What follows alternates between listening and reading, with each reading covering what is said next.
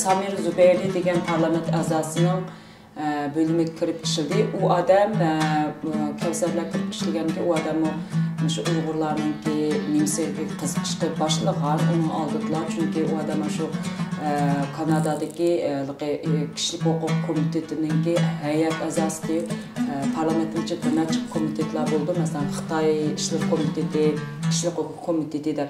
Bu odam kishilik huquq komitetining a'zosi.